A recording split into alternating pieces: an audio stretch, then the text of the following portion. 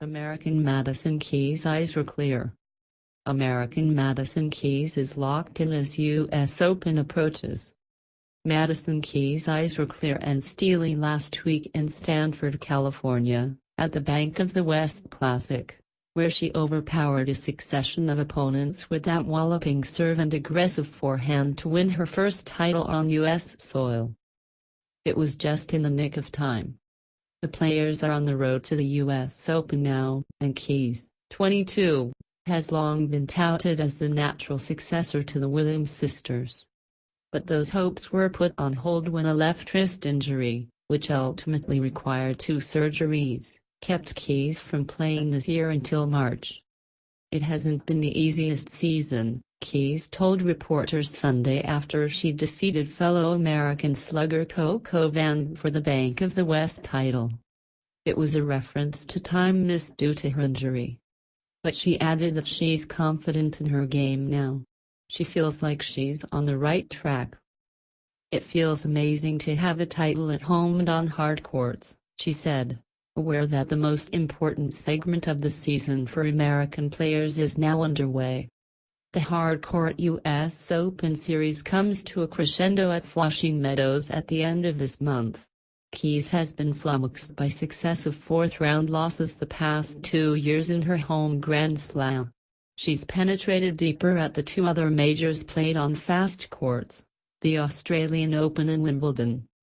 The larger challenge for Keys is that she has been on the right track to winning a slam since she whipped up great expectations at age 18 in her breakthrough year of 2013.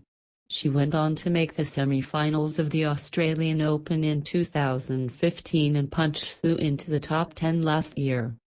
But Keys also has struggled to develop the level of consistency it takes to win titles on a regular basis. She has taken unexpected losses at big events. The lingering problem in her wrist only exacerbated that weakness this year.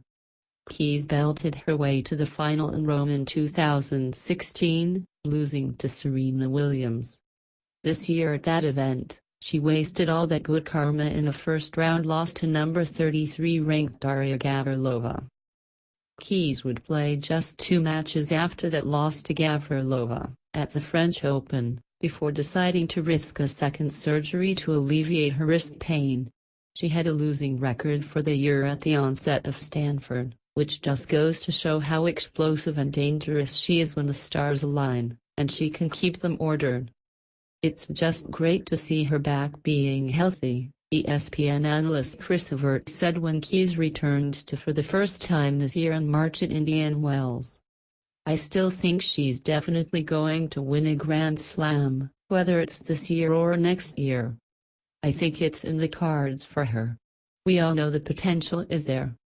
Keys routinely denies feeling pressure because of the high expectations harbored by some of the best players in tennis history, including her on-again, off-again coach Lindsay Davenport.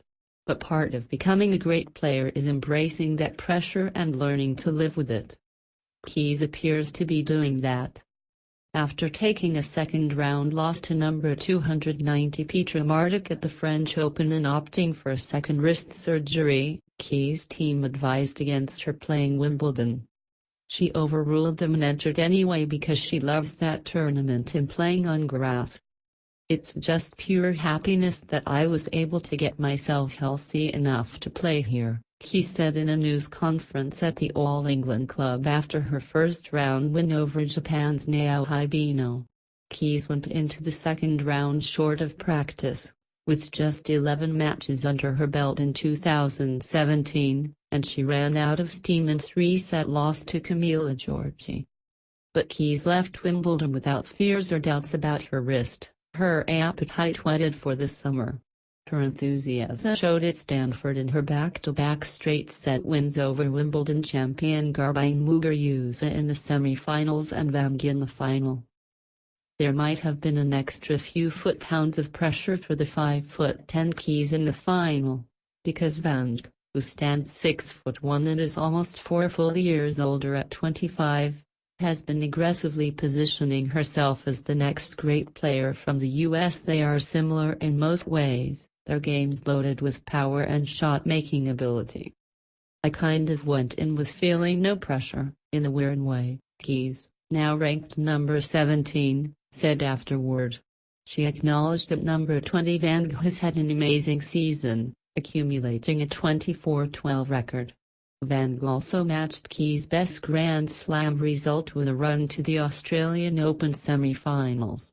But Keys retained her composure and won a sizzling match that featured bold shot-making thanks to a single break of serve, 7-6, 4, 6-4.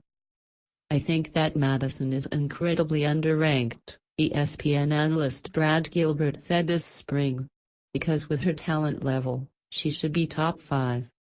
Now that Keys is healthy, confident, and playing on home soil, she just might get there before the summer is out."